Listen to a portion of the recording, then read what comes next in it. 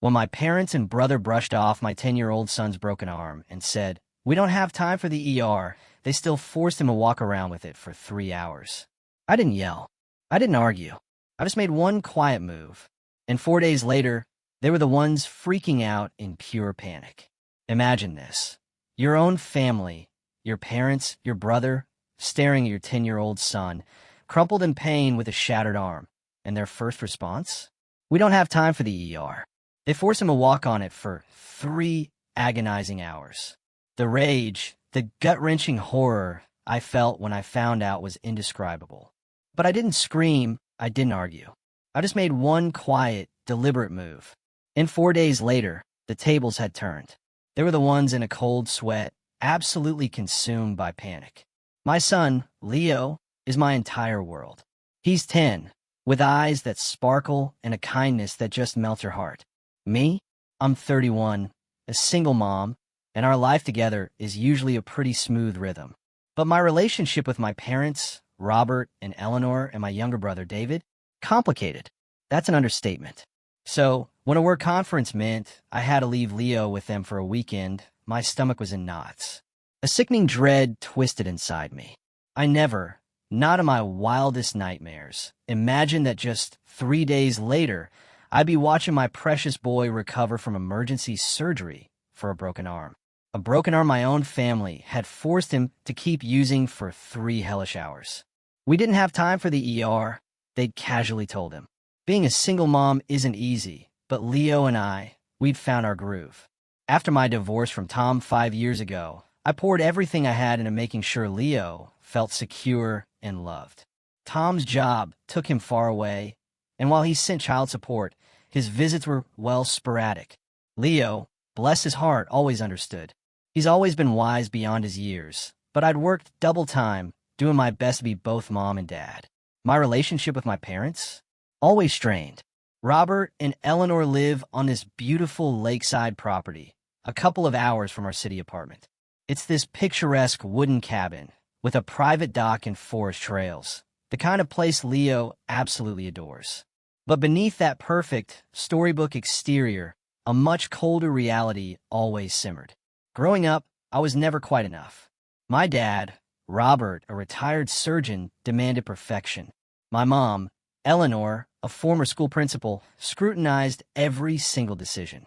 Their criticism was relentless. My straight A's? Never quite good enough. My appearance? Too casual. My career choice? Teaching? Not medicine.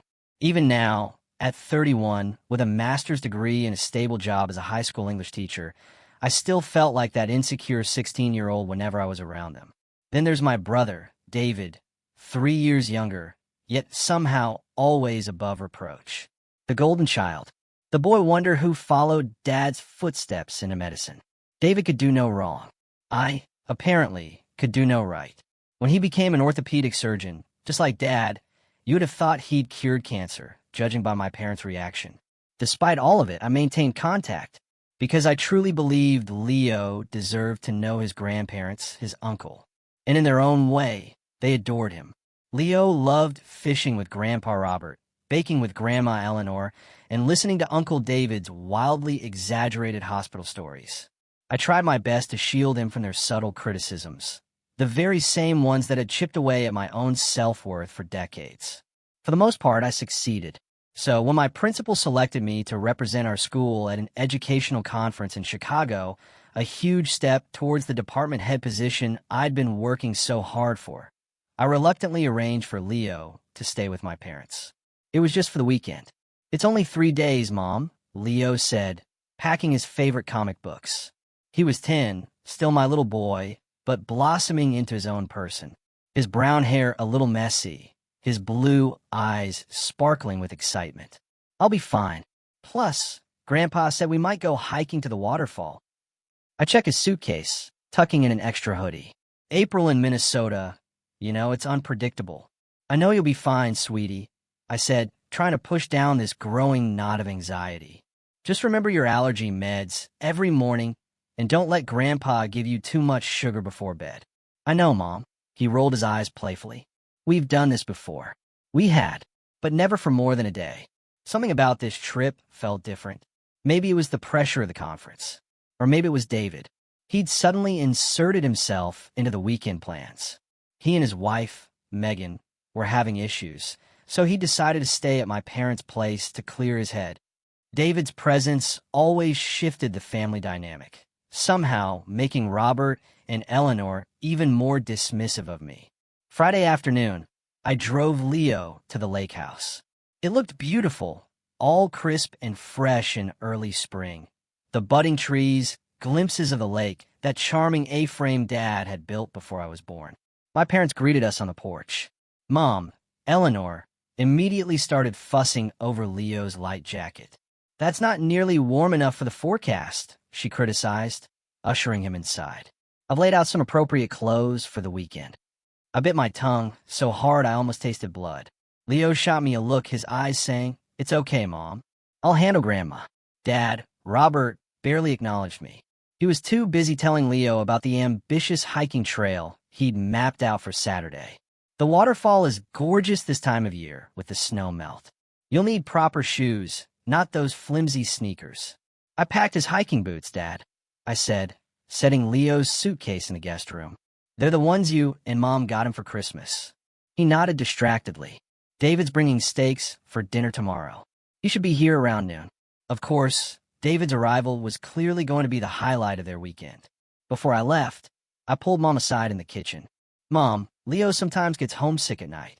If he needs to call me, even late, please let him." Eleanor waved a dismissive hand. "Sarah, we've raised children before. Successfully, I might add." The implication that I hadn't been successfully raised was not lost on me. "Leo will be fine. We don't coddle him like you do."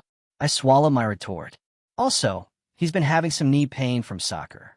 If it flares up, there's ibuprofen in his toiletry bag."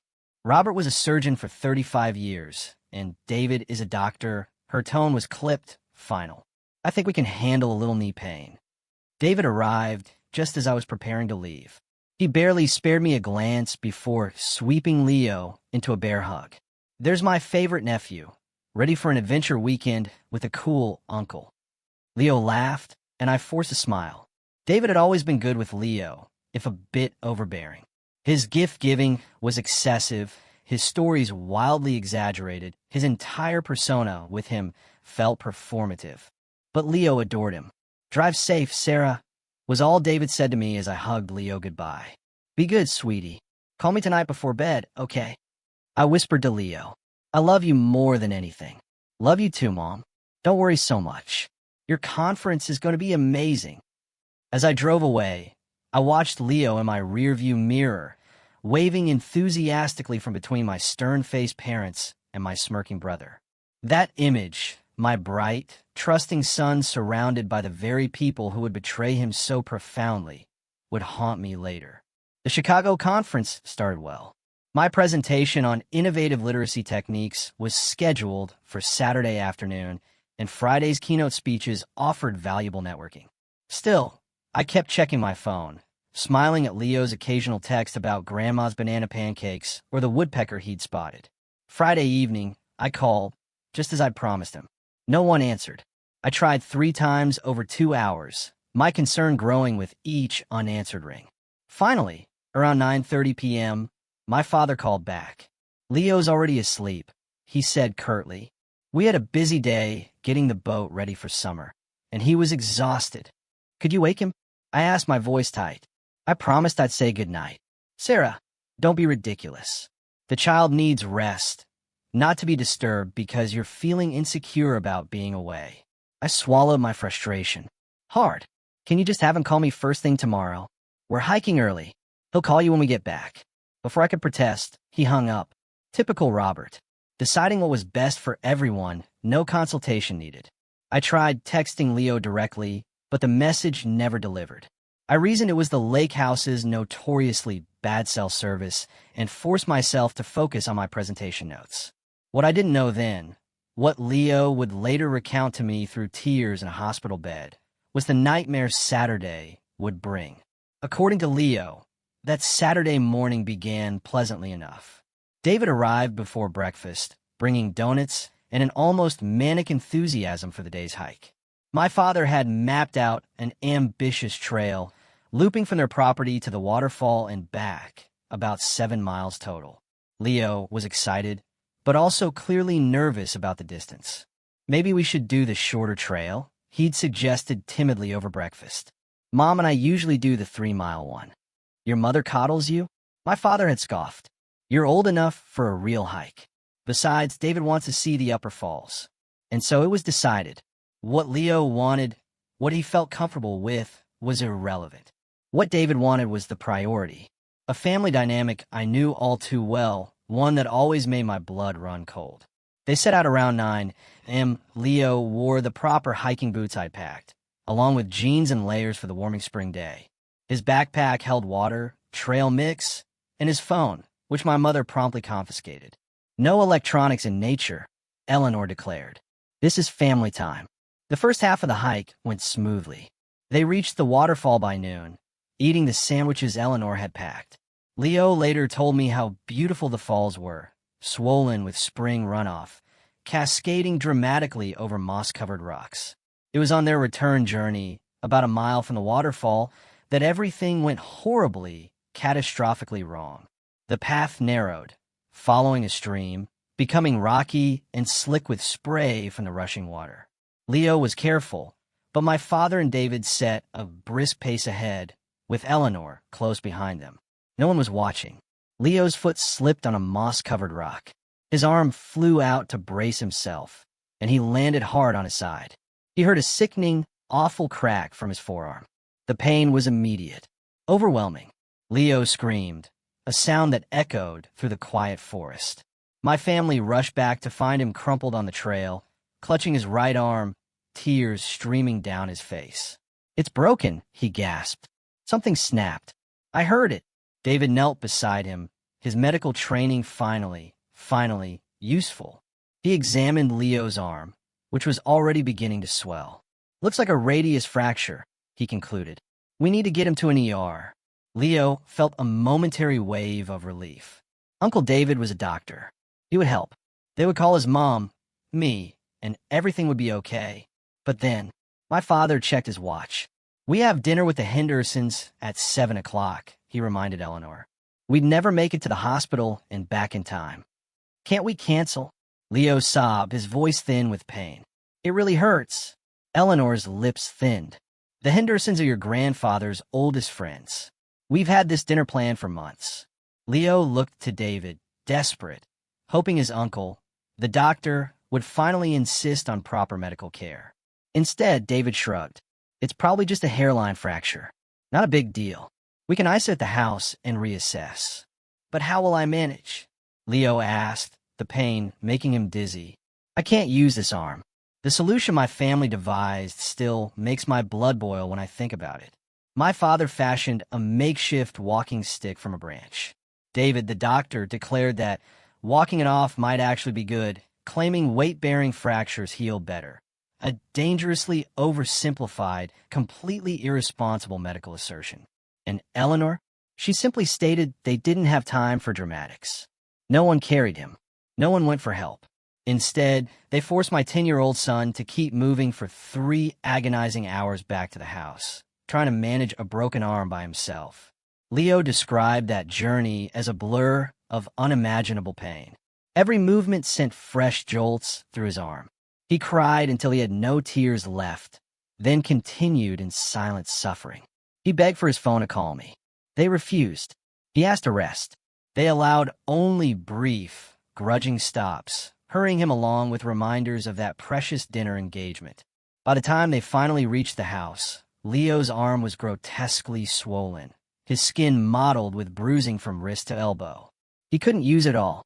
So, David and my father half supported him, carefully, for just the final quarter mile.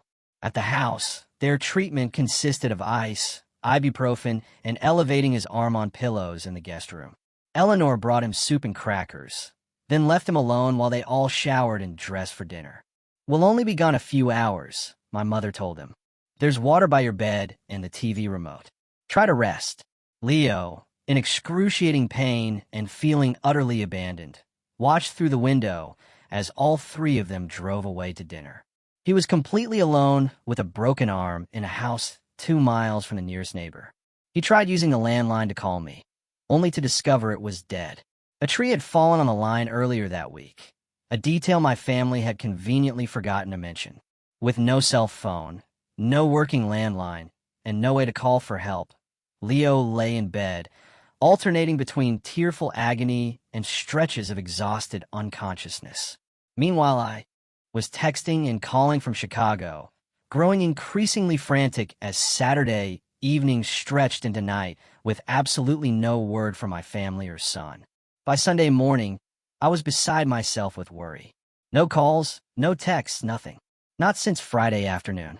I'd left dozens of messages for my parents, for David, even tried their neighbors. The final session of my conference wasn't until 2 p.m., but by 9 a.m., I'd made my decision. I informed the organizers of the family emergency, packed my bags in a blur, and hit the road for the 3-hour drive back to Minnesota. The entire drive, my mind cycled through every scenario possible, from the mundane, dead batteries, poor reception, to the truly catastrophic. By the time I turned onto the gravel road leading to my parents' property, my hands were shaking so hard on the steering wheel, I could barely hold it. The first thing I noticed was all 3 cars. My father's SUV, my mother's sedan, and David's ostentatious sports car. At least they were home. I pulled up to the house around noon, the gravel crunching loud beneath my tires. No one came out to greet me. I walked in without knocking. It was still my childhood home, after all. The scene in the living room was unnervingly, sickeningly normal. My parents and David were playing Scrabble at the coffee table, coffee mugs and sundae pastries arranged neatly nearby. All 3 looked up in surprise. "Sarah, we weren't expecting you until tonight," my mother said, her tone dripping with the suggestion that I'd committed some grave social faux pas by arriving early. "I've been trying to reach you for nearly 2 days," I said, struggling to keep my voice level. "Where's Leo?" "Still sleeping," David replied casually. "He's fine. Just taking it easy after a little tumble on the trail yesterday." The dismissive way he said "little tumble" sent alarm bells screaming through my entire body. What tumble? What happened? My father sighed, setting down his Scrabble tiles. "He slipped on some rocks and hurt his arm. Nothing serious. We've been keeping an eye on it. If it's nothing serious, why didn't anyone call me? Why hasn't he called me?" "The landline's down," my mother offered. "And you know cell service is spotty up here. Where's his phone?" I demanded, my voice rising. "I have it," my mother admitted. "He was getting too dependent on it. We wanted him to enjoy the weekend without technology." I didn't wait to hear another word. I strode towards the guest bedroom, my parents and David trailing behind, still offering excuses and assurances that I was overreacting. The sight of Leo stopped me cold in the doorway. My son lay on the bed, his face pale and drawn with pain. His right arm, propped on pillows, was swollen to nearly twice its normal size, with bruising so dark it looked almost black in places. His eyes, rimmed red from crying, widened when he saw me. "Mom," he whispered, fresh tears spilling. "You came early." I was at his side in an instant. "What happened, sweetheart? What did they do to you?" Through broken sobs, Leo told me everything. The fall, the sickening crack he'd heard, the agonizing 3 hours of trying to manage his way back to the house. How they'd left him completely alone to attend their dinner. How no one believed how bad it was, how much it had hurt all night long. As he spoke, I gently examined his arm, my horror mounting with every touch. The misalignment was visible even to my untrained eye. This wasn't a sprain. This wasn't a minor fracture. This was serious, very serious. I turned to face my family, who stood clustered in the doorway. "You made him keep using this arm, made him move for 3 hours, and then you left him alone. We gave him pain medication," my mother defended weakly. "2 ibuprofen," Leo corrected in a small, shaky voice. "David said it was just a hairline fracture," my father added, gesturing to my brother as if his medical degree somehow made this neglect acceptable. David shrugged. "It looked minor yesterday. Besides, kids are resilient." I couldn't believe what I was hearing. "He needs a hospital. Now." "Don't be dramatic, Sarah," my father said. "If you let me look at it, no." I cut him off, my voice steadily, terrifyingly calm. "You've done enough. I'm taking my son to the emergency room." I gathered Leo into my arms, ignoring my family's continued protests. He felt lighter than I expected, or perhaps adrenaline made his weight insignificant. I carried him to my car, my parents and David trailing behind. A bizarre mixture of defensive excuses and suddenly helpful suggestions spilling from their lips. "Should we come with you?" my mother asked as I carefully settled Leo in the back seat, arranging pillows to elevate his arm. "No," I answered, not even looking at her. "You've done enough." The 20-minute drive to the nearest hospital was tense, punctuated by Leo's whimpers each time the car hit a bump. I called ahead so they'd be ready for us. By the time we arrived, Leo's pain had escalated to the point where he could barely speak. The emergency room staff took one look at his arm and rushed us into a treatment room. The doctor, a kind-faced woman named Dr. Rossi, ordered immediate x-rays and, thankfully, pain medication. When she returned with the results, her expression was grave. "Leo has a displaced radial fracture," she explained, showing me the x-rays. "See this angle here? The bone has completely broken and shifted. What concerns me most is the delay in treatment. Using this arm with the injury has caused soft tissue damage and increased the risk of complications." "What kind of complications?" I asked, my throat tight, barely able to speak. "Compartment syndrome is our immediate concern. That's increased pressure within the muscle compartment that can damage nerves and blood vessels. There's also risk of infection, improper healing, and long-term mobility issues." "What does he need?" "Surgery," Dr. Rossi said firmly. "We need to realign the bone and stabilize it with a plate and screws. Our orthopedic surgeon is being called in. He'll be here within the hour." I nodded, trying to process this tidal wave of information. And if this had been treated immediately after the injury? Dr. Rossi's expression told me everything I needed to know. A clean break might have just needed a cast. Using it like that, it changed everything. As Leo was prepared for surgery, I sat beside his bed, holding his small hand. The crushing weight of what my family had done, the unnecessary pain they'd caused, the severe complications they'd created, settled over me like a suffocating blanket. I had trusted them with my most precious person, and they had utterly, irrevocably failed us both.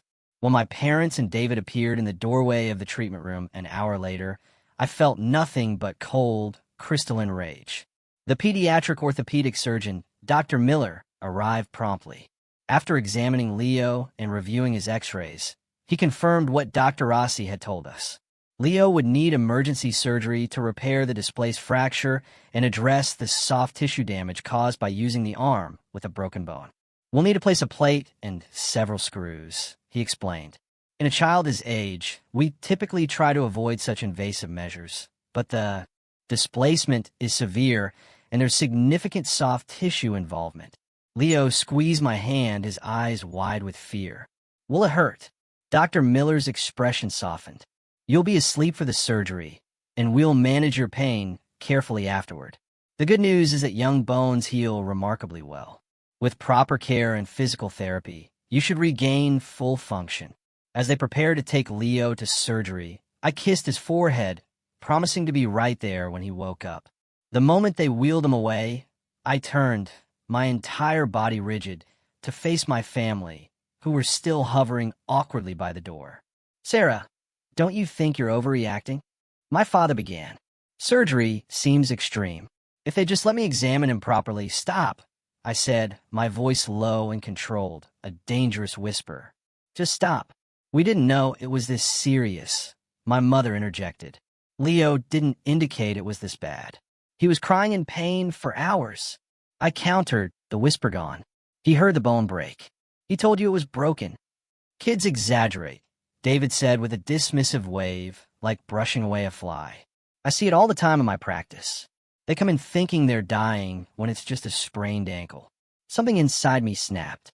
"This isn't just anything, David. This is a displaced radial fracture with soft tissue damage. You're an orthopedic surgeon. You should have recognized the severity immediately." In a proper examination setting, maybe, he defended. Out on a trail with limited visibility, then you should have erred on the side of caution. I was shouting now, drawing concerned looks from the nursing staff. I took a deep, shaky breath, forcing my voice lower. You should have supported him. Called for help. Done literally anything other than make him try to manage for 3 hours with a broken arm. We had dinner plans, my mother mumbled weakly. I stared at her, incredulous. Dinner plans? You left my injured, minor child alone in an empty house with no working phone because of dinner plans? The Hendersons are very important to your father, she explained, as if this somehow clarified everything. More important than Leo's health? Than his safety? Now, Sarah, my father interjected, using that condescending tone that had silenced me throughout my childhood. You're being emotional. These doctors are probably overreacting to cover themselves legally. I've seen it countless times. I closed my eyes, memories flooding back. My sprained wrist at 10, declared just bruised by my father until the school nurse sent me for x-rays 3 days later. The time David broke our neighbor's window, but I was punished because David wouldn't do that. The consistent, insidious pattern of minimizing my concerns while elevating David's opinions. Leo could have permanent damage, I said quietly, the weight of it crushing me. He's 10 years old and may need physical therapy for months because you couldn't miss a dinner party. Because you couldn't admit that maybe, just maybe, his pain was real and significant. He'll be fine, David insisted. Kids bounce back. Remember when I broke my arm climbing that oak tree and you received proper follow-up care the next day?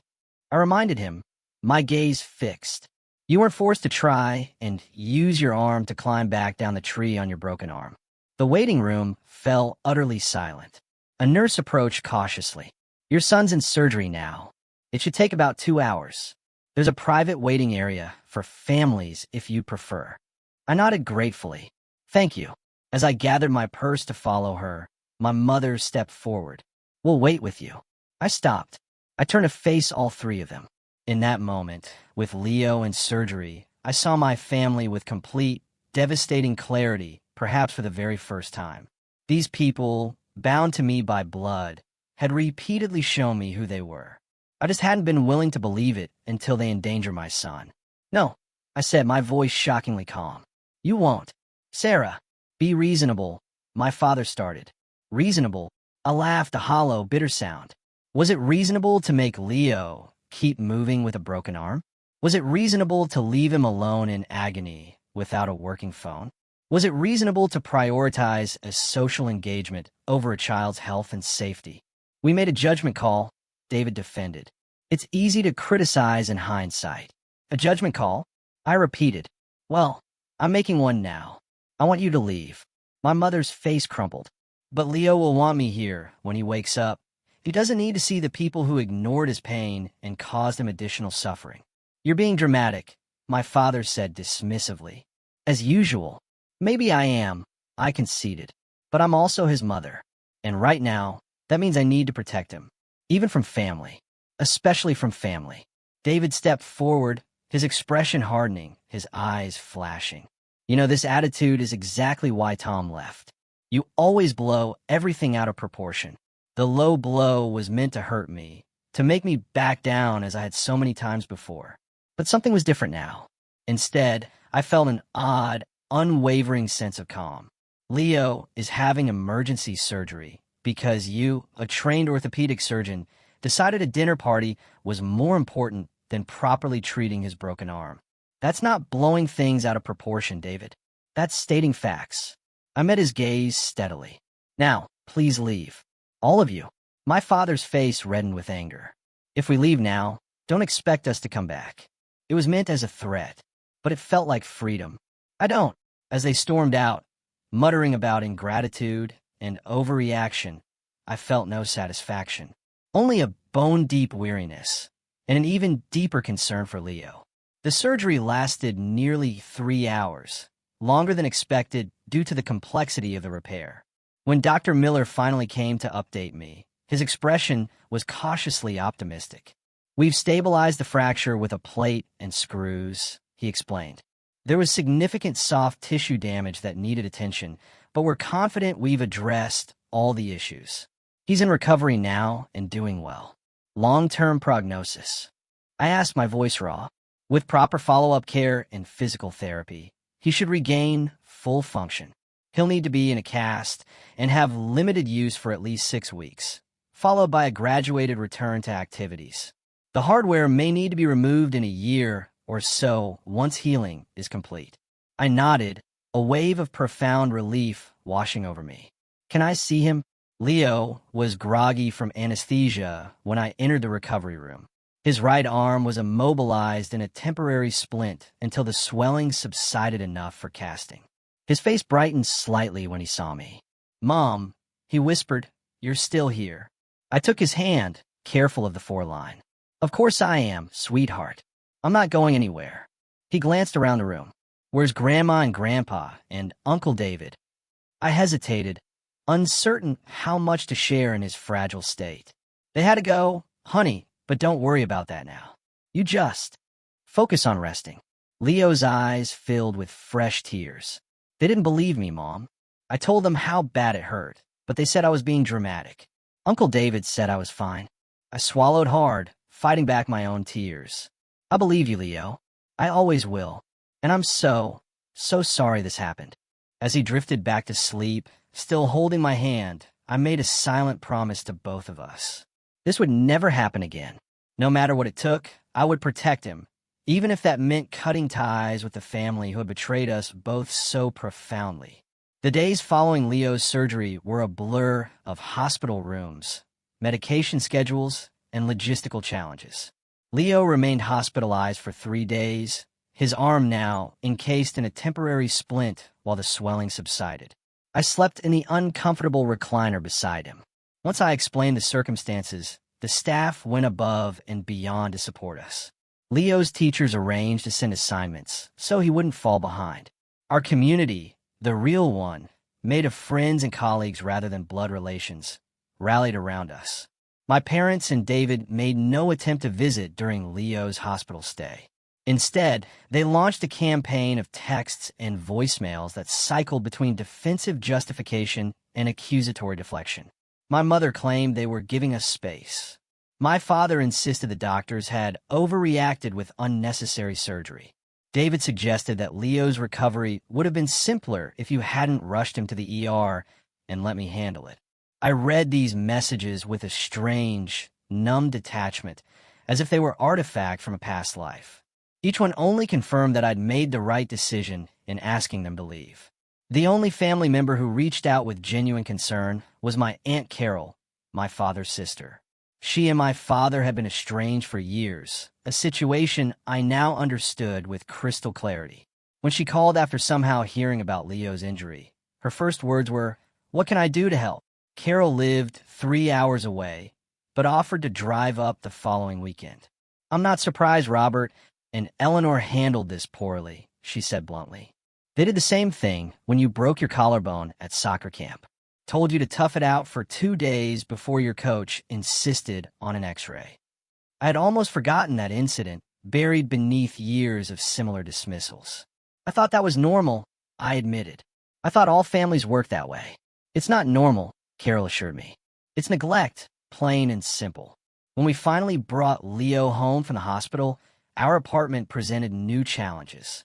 The third-floor walk-up that had never bothered us before now seemed like an insurmountable obstacle. Leo's right arm was completely immobilized for at least 6 weeks, meaning he needed help with many basic tasks and had to be extra careful navigating the stairs.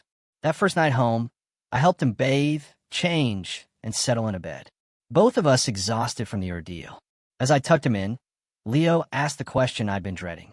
"Are we ever going to see Grandma and Grandpa again? Or Uncle David?" I sat on the edge of his bed, choosing my words carefully. "I don't know, sweetheart. What they did, making you try to manage with a broken arm, leaving you alone when you were hurt. That wasn't okay. It wasn't safe." Leo nodded solemnly. "I kept thinking you would have believed me. You would have taken me to the doctor right away. Always," I promised him. "I will always believe you when you're hurt, and I will always make sure you get the care you need. Grandpa said I was being dramatic, like you." His voice was small, uncertain. "Is that bad, being like you?" My heart broke a little at his words. "Leo, listen to me. You are not being dramatic. Your arm was broken. badly broken. The doctors confirmed that. And being like me, that's the greatest compliment I could ever receive. Because you are kind and brave and honest. All the things I aspire to be. He seemed to accept this, but I could see the hurt lingering in his eyes. Not just physical pain, but the deeper wound of betrayal by people he trusted and loved. The practical aspects of Leo's recovery proved challenging. Our health insurance covered much of the surgery and hospital stay, but the deductible, co-pays, and upcoming physical therapy sessions would strain our budget. I applied for medical leave from work, but it would only cover a portion of my salary. My friend Melissa, a fellow English teacher, organized a meal train. Another colleague, Steve, who lived in our building, offered to help carry Leo up and down the stairs when necessary. My ex-husband, Tom, called from Seattle, horrified by what had happened, and arranged to have groceries delivered weekly. The most difficult conversation was with Tom about my parents' role in Leo's injury. He had always liked them, finding my complaints about their behavior exaggerated. Now, hearing what they'd done, he was stunned into silence. "Jesus, Sarah," he finally said, "I thought you were just being sensitive all those years. I had no idea they were capable of something like this." "Neither did I admitted. "Not to this extent. Do you want me to fly out? I could take some time off." The offer surprised me. Tom hadn't taken time off for Leo since our divorce. "No, but thank you for offering. We're managing, but maybe you could FaceTime him more regularly. He could use the extra support right now." "Of course. Anything he needs." He paused. "And what about your parents? What are you going to do about them?" It was a question I'd been wrestling with since the hospital. What do you do when the people who should love and protect you the most demonstrate such callous disregard? How do you reconcile the bonds of family with a need to protect yourself and your child? "I don't know yet," I told him honestly, "but I know I can't let them hurt him again." After we hung up, I sat at the kitchen table with my laptop, researching medical neglect by grandparents and cutting ties with toxic family. The search results were overwhelming, but a link to a support group for adults estranged from parents caught my attention. I joined immediately. That night, I consulted with a family law attorney, Patricia Ramirez, who specialized in child protection cases. I explained the situation, showing her Leo's medical records and the text messages from my family afterward. What they did constitutes medical neglect, Patricia confirmed. As Leo's mother, you have every right to restrict their access to him. If you want to pursue legal action, we could potentially file for a restraining order based on the harm they caused. "I don't think it will come to that," I said. "They're more likely to disown me than try to force contact, but I want to understand my options." She nodded. "Document everything. Save those texts. Keep records of Leo's medical treatment and recovery. If they do attempt to force contact or undermine your parental authority, you'll be prepared." As Leo began his long recovery process, the magnitude of what had happened continued to unfold. Simple tasks like showering or getting to school became logistical operations. Leo, with the resilience of youth, adapted to managing with one arm and developed impressive core strength to compensate, but the psychological impact was harder to measure. He began having nightmares about the fall and being abandoned in the woods. He grew anxious when I was out of sight for too long. When my mother sent him a cheerful, get-well-soon card with no acknowledgement of what they'd done, Leo stared at it for a long time before quietly asking me to throw it away. "They don't think they did anything wrong, do they?" he asked. "No, sweetheart, they don't. Some people find it very hard to admit when they've made mistakes." He considered this. "I don't want to be like that. I want to be able to say I'm sorry when I mess up." In that moment, I recognized that despite the trauma and pain, Leo was learning valuable lessons about accountability, empathy, and self-worth. Lessons my parents had never managed to grasp. As the days passed, my parents and David's messages grew increasingly hostile. They accused me of turning Leo against them, of overreacting to a minor incident, of being an ungrateful daughter after all they had done for me. Not once did any of them acknowledge the severity of Leo's injury or express genuine remorse for their role in it. For days after bringing Leo home from the hospital, I made my decision. It wasn't impulsive or emotional, but the measured conclusion of a lifetime of evidence. My family had shown me repeatedly who they were.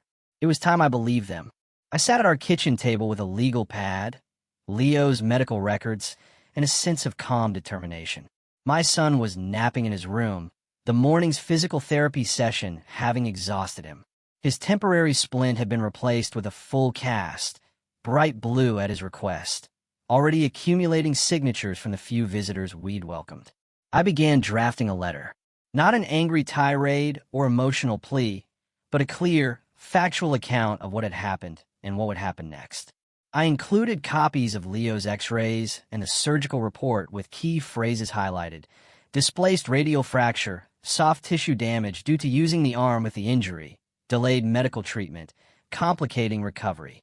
To my parents, I wrote, Robert and Eleanor, I'm providing Leo's medical records so you can fully understand the severity of his injury and the consequences of your decisions last weekend. As his mother, I trusted you to keep him safe. That trust has been irreparably broken. Leo will require extensive physical therapy and may need additional surgery to remove the hardware.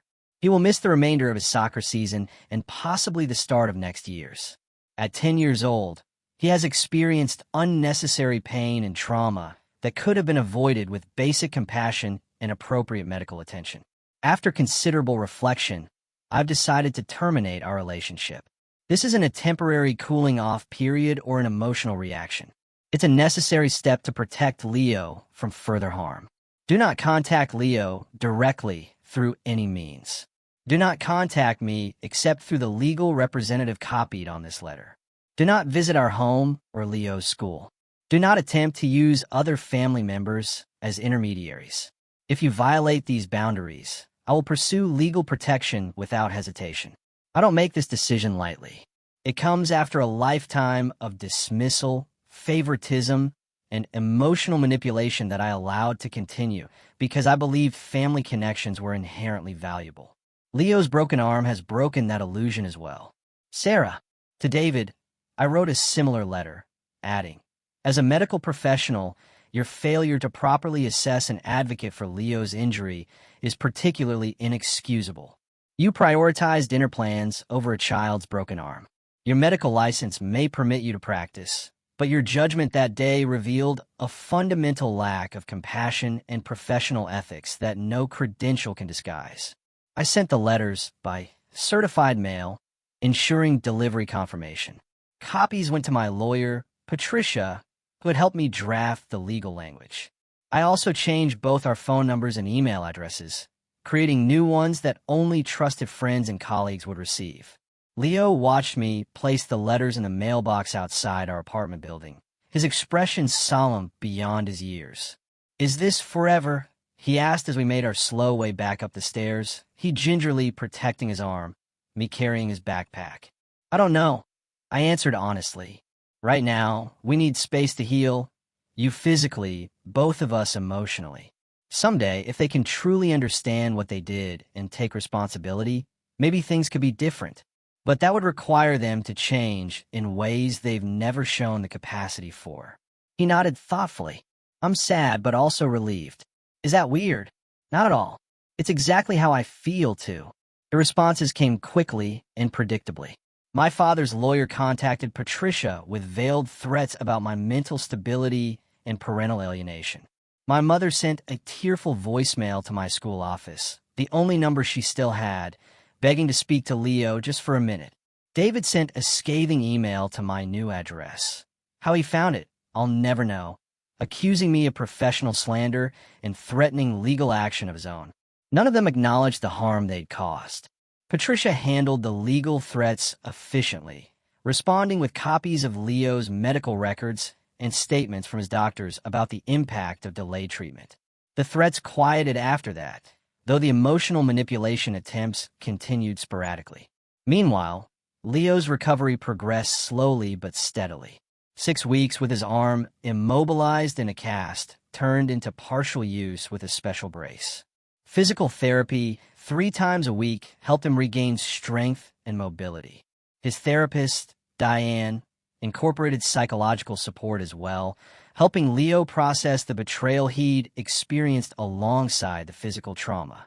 My Aunt Carol became a regular presence in our lives, driving up every other weekend to help with groceries, laundry, or simply to provide adult company for me. Through her, I learned family history I'd never known, patterns of neglect and favoritism that stretched back generations. Your grandfather did the same to your father, she told me one evening as we shared tea after Leo had gone to bed. Minimized his pain, taught him to suppress emotions, favored the son who most mimicked his stoicism. Robert became what he was raised to be. That explains it, I said, but it doesn't excuse it. No, she agreed. Understanding the origin of behavior doesn't obligate you to accept its continuation. As the weeks passed, we established new routines and traditions. Sunday mornings became pancake breakfasts with whatever toppings we craved. Friday nights were movie nights with takeout from local restaurants we'd never tried before. We started a two-person book club, reading the same novels and discussing them over hot chocolate.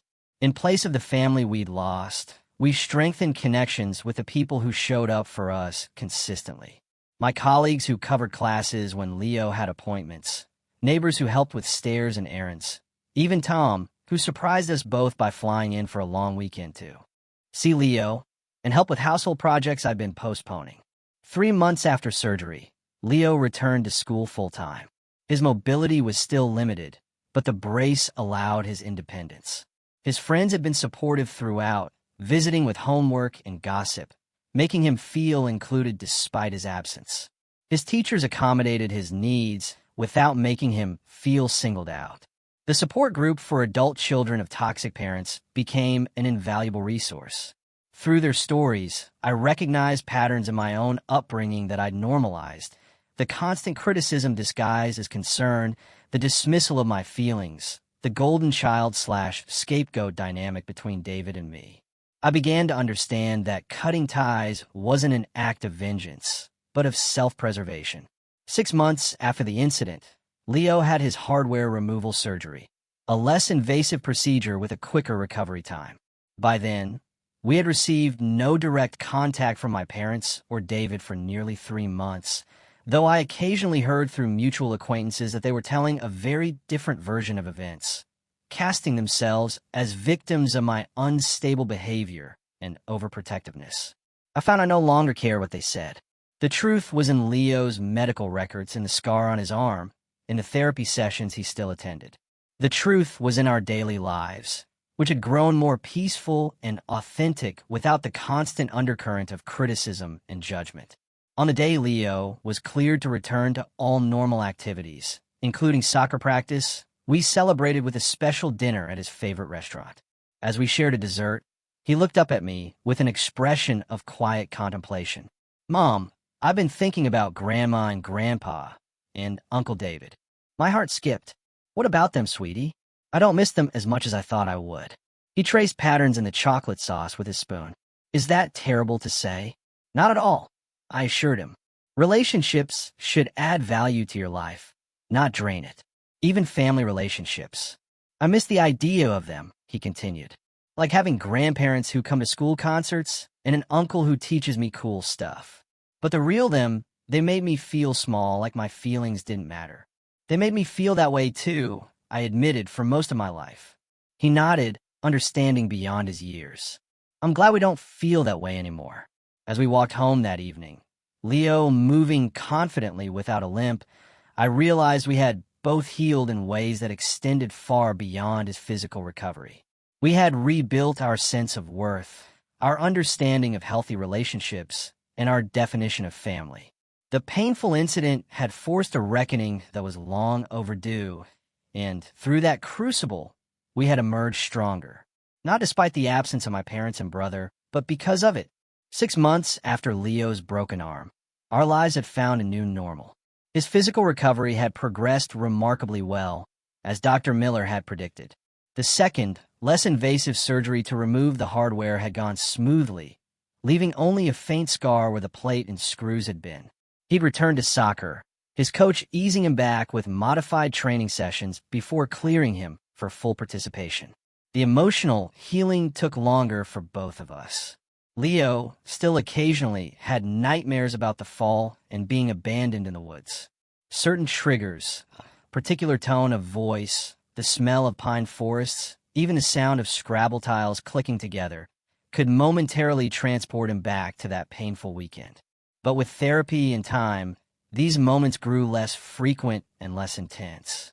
For me, the journey involved unlearning a lifetime of conditioned responses.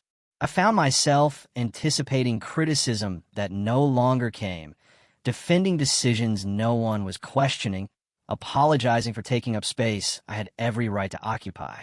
Breaking these habits required conscious effort and constant self-awareness. My parents hadn't given up entirely. Every few weeks, a card would arrive for Leo, always cheerful, always avoiding any mention of what had happened, always signed with love from Grandma and Grandpa. I let Leo decide whether to read them. Usually, he didn't. They still don't get it, do they? He observed one day, holding an unopened birthday card from them. They think they can just pretend nothing happened. Some people never develop the capacity to truly acknowledge when they've hurt others. I explained. It threatens their self-image too much. That's sad, Leo said with genuine compassion. That amazed me. It must be lonely never being able to say you're sorry.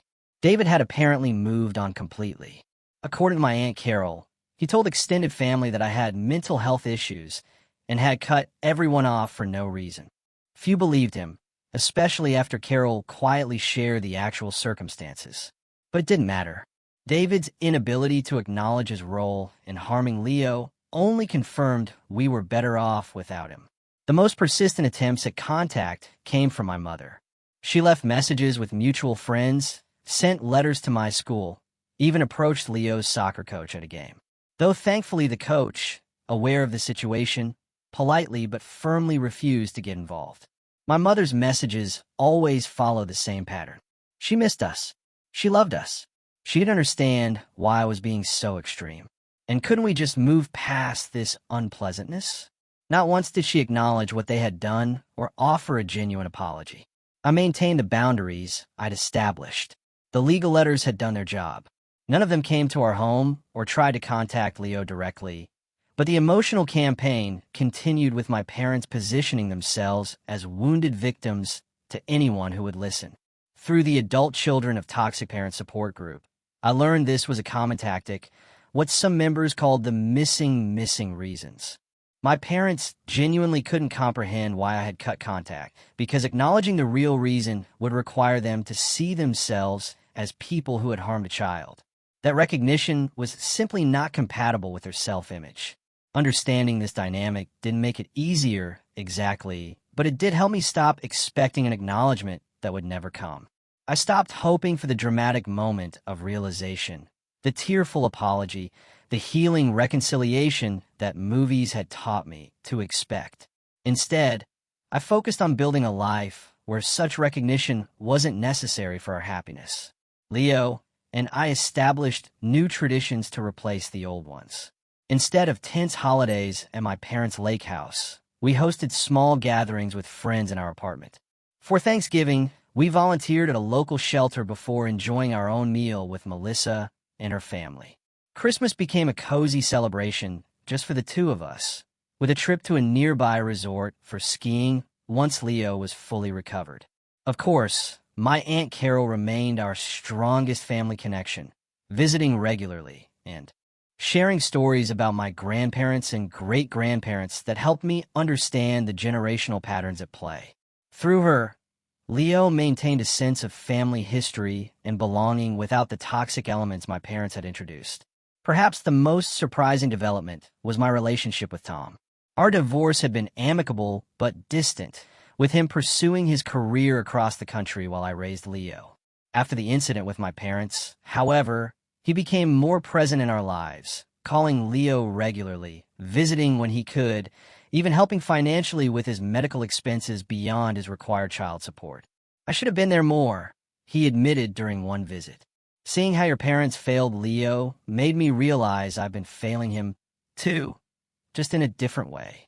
His honesty and willingness to change stood in stark contrast to my parents' rigid denial. It wasn't a romantic reconciliation. We were both better as co-parents and spouses, but it was a healing of a different kind of family wound. As for Leo, he amazed me daily with his resilience and wisdom. He approached his recovery with determination, rarely complaining despite the pain and limitations. He processed his feelings about my parents with a maturity beyond his years, expressing sadness without allowing it to define him. "You know what's weird, Mom?" he said one evening as we walked our neighbor's dog, an activity that had become part of his recovery routine. "I think I learned more from them not being in our lives than I ever did when they were." "What do you mean?" I asked. "I learned what kind of person I don't want to be," he explained. "Someone who can't admit mistakes. Someone who cares more about appearances than people's feelings. Someone who makes others feel small to make themselves feel big." His insight took my breath away. "That's a powerful lesson, Leo. Plus," he added, with the pragmatism of youth, "I learned that when someone shows you who they are, you should believe them the first time." Maya Angelou said that, right? I smiled. She did, and she was absolutely right. That, ultimately, was the most profound lesson from our painful experience. My parents and brother had shown me who they were countless times throughout my life. I had made excuses, normalized their behavior, blamed myself, anything to maintain the illusion that they would someday become the loving, supportive family I yearned for. It took their mistreatment of Leo to finally break that pattern and accept the reality. Family is not defined solely by birth. It's defined by love, respect, trust, and mutual care. Sometimes the healthiest family is the one you choose and build, not the one you're born into. Creating boundaries, even permanent ones, with toxic relatives isn't an act of cruelty, but an act of self-preservation, and in my case, the protection of my child. Leo will carry the physical scar of that weekend for life, a faint line on his arm where the bone was repaired. But the emotional scars have healed better than I could have hoped because we addressed them honestly, sought help when needed, and removed ourselves from the source of harm. As for me, I no longer feel guilty about the estrangement from my parents and brother. I no longer lie awake wondering if I'm the unreasonable one, the overly sensitive one, the dramatic one. I know the truth of what happened, and I know that protecting Leo was the only acceptable response. Some relationships can't be repaired because the other parties refuse to acknowledge the damage. Some broken things are meant to stay broken. The real healing comes not from forcing those broken pieces back together, but from carefully collecting the fragments that still have value and building something new, something healthy or something true. Have you ever had to make a difficult decision to protect yourself or someone you love? How did you find the strength to follow through? I'd love to hear your stories in the comments below. And if you found this story helpful, please like, subscribe, and share with someone who might need to hear that sometimes walking away is the bravest thing you can do. Thank you for listening, and remember, your worth is not determined by those who failed to value you.